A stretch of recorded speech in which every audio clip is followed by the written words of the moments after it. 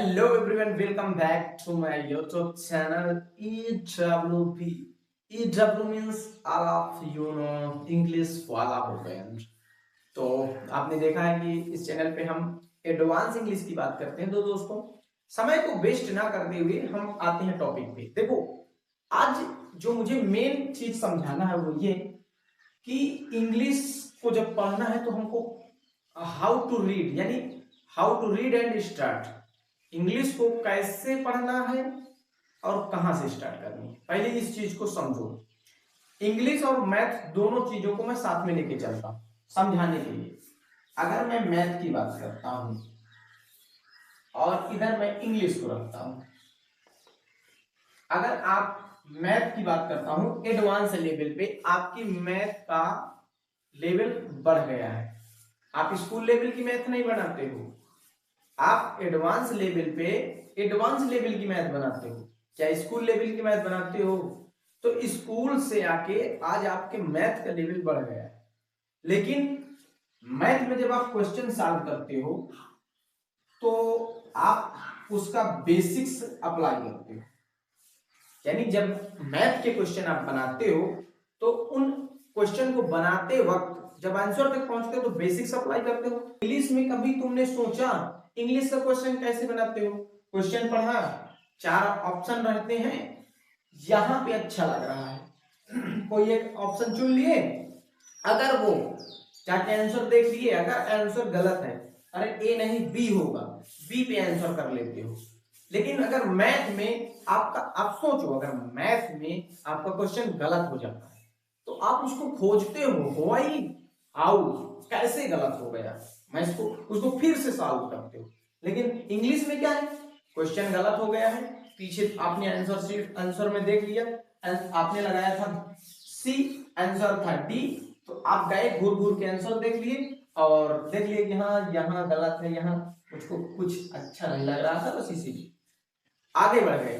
वहां पे आपने सोचा, वहां पे आपने खोजा कि क्यों क्यों होगा, क्योंकि दिक्कत है ना, आपको इंग्लिश में पता नहीं है कि इंग्लिश में भी बेसिक्स होता है और उसका बेसिक्स होता है अंडरस्टैंडिंग। अंडरस्टैंडिंग, आप अंडरस्टैंडिंग का प्रयोग जब तक नहीं करोगे तब तक आप फाइनली आंसर तक तो नहीं पहुंचने वाले। जब बेसिक्स आप मैथ में अप्लाई करते हो तो बेसिक्स से ही, बेसिक्स तो इंग्लिश में अप्लाई करोगे ना भाई। ग्रामर पढ़ाने वाले लोगों ने हमको बोला है कि आप ग्रामर जब तक नहीं पढ़ोगे आपको इंग्लिश नहीं आएगी। तो मैं आपसे एक सिंपल सी बात पूछना चाहता हूं कि अगर भाषा को जानना, किसी ग्रामर को जानने जाए, पहले ग्रामर को जानना है, तो आप ये बताओ, आपकी मातृभाषा अगर हिंदी है तो मुझे ये बताओ, क्या हिंदी सीखने से पहले आपने हिंदी की व्याकरण सीखी थी, समास अलंकार आपको पता है? अगर पता है तो मुझे बताओ, क्या हिंदी जब सीखा तो पहले आपने ग्रामर सीखा? नो, नो वे। आपने हिंदी सीखा प्रैक्टिस करके। आपने बहुत जगह ऐसे लोगों को देखा होगा जो रिक्शा चलाते हैं और इंग्लिश बोलते हैं, तो क्या वो लोग क्लोज टेस्ट पैसेज सॉल्व कर सकते हैं? नहीं, ऐसा कभी नहीं हो सकता। इंग्लिश अलग चीज है, ग्रामर उसका पार्ट है, अलग पार्ट है। तो अगर हम यहाँ पे ग्रामर की बात करेंगे, एक ऐसा ग्रामर जो इनविजिबल है, जिस 80% जो दिख नहीं रहा, उस ग्रामर की बात करें। देखो, आपको ग्रामर में पढ़ाया क्या जाता है? Part of speech. आप ग्रामर में क्या पढ़ते हो? They are called part of speech, ठीक है। इसको पढ़ाया तो सभी लोगों ने, सब लोग इसको पढ़ाए हैं, cross all the community of the teacher. अब देखो ये कह क्या रहा है, क्या किसी ने तुमको इंसिस्ट किया, बताया? ये पार्ट ऑफ स्पीच की डिफिनेशन कह रही है, on the basis of their functions are divided into 8 categories. अगर मैं आप लोगों के सामने कोई वर्ड ले लूं, मैं ले लेता हूं मैन को, मैं लेता हूं आई को, मैं लेता हूं एम को, मैं लेता हूं इन को, ऐसे मैं ले लेता हूं पुलिस को, ऐसे वर्ड हम ले लेते हैं। अगर मैं अभी आपसे पूछूं भाई स्कूल लेवल पे, ये मैन है नाउन, ये प्रोनाउन है, ये वर्ब है, ये प्रीपोजिशन है और ये प्रोनाउन है, ये नाउन है। कहाँ? स्कूल लेवल पे। लेकिन आप ग्रेजुएट लेवल पर, एडवांस लेवल पर अगर इंग्लिश पढ़ रहे हो तो कभी नहीं बोलना कि ये नाउन है, कभी नहीं बोलना कि ये नाउन है, ये वर्ब है। नो नो वे। क्यों? क्योंकि अभी ये सिंगल वर्ड है, और सिंगल वर्ड है तो हम इनका पार्ट ऑफ स्पीच तो डिसाइड नहीं कर सकते भाई। मीनिंग अपनी चीज है, बट पार्ट ऑफ स्पीच अभी हम नहीं डिसाइड कर सकते। लेकिन आप मीनिंग भी तो देखो, मीनिंग के लिए सेंटेंस क्या बोलता है? Sentence is meaningful collection of word. Sentence का मीनिंग कब निकलता है? जब कलेक्शन ऑफ वर्ड्स होते हैं। अब यहाँ पे एडवांस लेवल पे मैं आपसे बात करूं तो यहाँ लिखा हुआ है on the basis of their function words of English. भाई इंग्लिश को नहीं, ये पार्ट ऑफ स्पीच कहता है कि इंग्लिश को नहीं, इंग्लिश के अक्रॉस वर्ड, इंग्लिश के सारे शब्दों को उनके फंक्शन के आधार पर 8 भागों में बांटा गया है। यानी इंग्लिश का कोई भी वर्ड है, अगर उसके पार्ट ऑफ स्पीच को आपको जानना है तो उसे कहीं ना कहीं आपको फंक्शन कराना होगा। और आप समझो कि फंक्शन का मतलब होता है वर्ड को सेंटेंस में यूज करना। ये तो मैं आपको एक डिफिनेशन की बात कर रहा हूं, उस डिफिनेशन में क्या छुपा है इसकी बात कर रहा हूं। एडवांस लर्नर के लिए बेसिक्स तो मैं जानना ही जानना है, बट स्कूल वाले बच्चे अभी दूर नहीं, एडवांस लर्नर जरूर इसको सपोर्ट करें। देखो अब इनको हम सेंटेंस में यूज करते हैं तभी ये अपना पार्ट ऑफ स्पीच देंगे, क्योंकि इंग्लिश के ये सब वर्ड है। अगर मैं बोलूं थ्री, देखो हमने, आप देखो अब हमने इनको फंक्शन करवा दिया, अब हम इनके पार्ट ऑफ स्पीच को डिसाइड करते हैं। आप देख सकते हो आपके सेंटेंस का स्ट्रक्चर होता है ना, SVO, SVO, SV, आगे देख लो SV,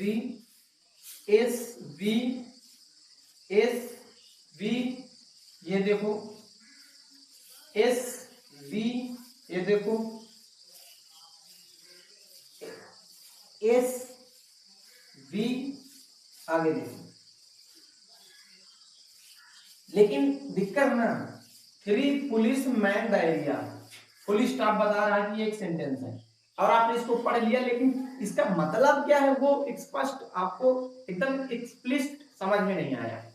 क्यों नहीं समझ में आ रहा? क्योंकि मैन का मीनिंग, जब मैन का वर्ब बनाते हैं तो वर्ब अकॉर्डिंग टू वर्ब ये क्या मीनिंग देता है ये तो आपको पता नहीं है। तो भाई इसके मीनिंग को हम नहीं जानते, मैं भी नहीं जानता हूं, तो कैसे जानेंगे? इसके लिए हम क्या करेंगे, और वर्ड का मीनिंग जानते हो ना, पुलिस का मीनिंग जानते हो, एरिया का मीनिंग जानते हो, पुलिस और एरिया को जोड़कर इसका मीनिंग हम खींच लेंगे। कैसे? अगर पुलिस है तो एरिया में वो क्या करती है? डांस करती है। कभी देखा तुमने कोई पुलिस हो तुम्हारे एरिया में आके डांस की हो? कुछ पुलिस के लोग आए हो तुम्हारे एरिया में पहुंच के डांस किए हो?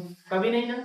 अगर पुलिस है एरिया में आके उस एरिया की निगरानी करती है भाई, तो यहाँ पे वही मीनिंग है निगरानी का। निगरानी को इंग्लिश में प्रोटेक्ट बोलते हैं ना, यहाँ पे प्रोटेक्ट, प्रोटेक्ट।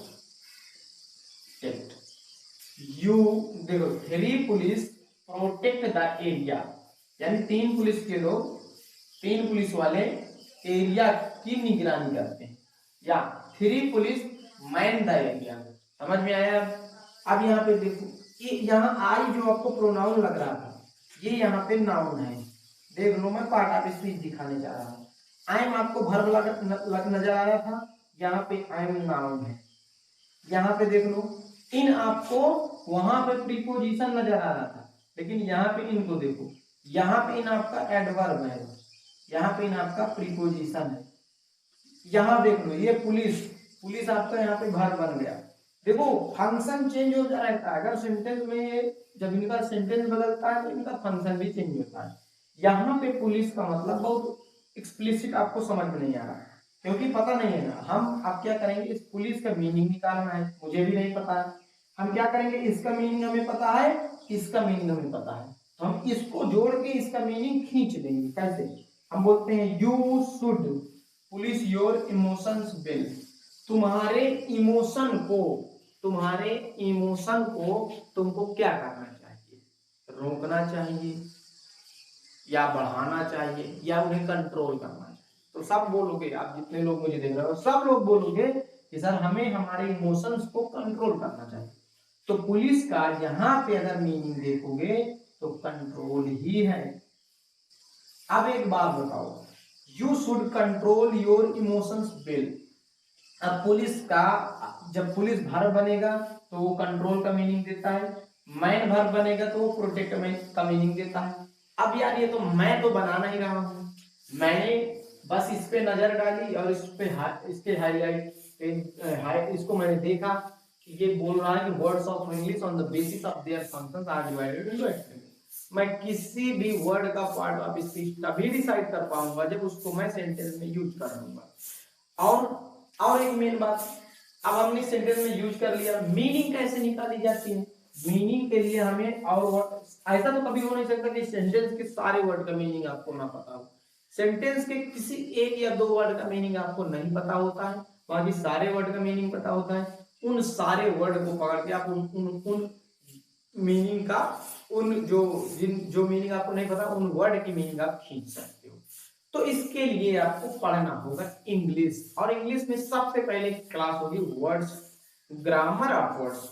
यानी ये देखो, आपको हर सेंटेंस में वर्ड मिल रहा है तो वर्ड का अपना एक ग्रामर होता है, मीनिंग होती है अलग बात है, लेकिन अपना एक ग्रामर होता है। और अच्छे लेवल पे, एडवांस लेवल पे वर्ड पढ़ना है, ये नहीं कि बस वही राम आम खाता है कि वर्ड पढ़े, नो नो वे।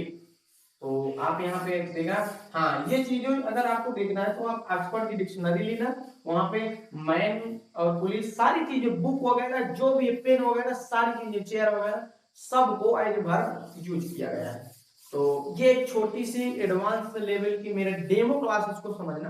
तो ग्रामर ऑफ वर्ड से हमारी क्लास रेगुलर चलने लगेगी और अच्छे से चलेगी।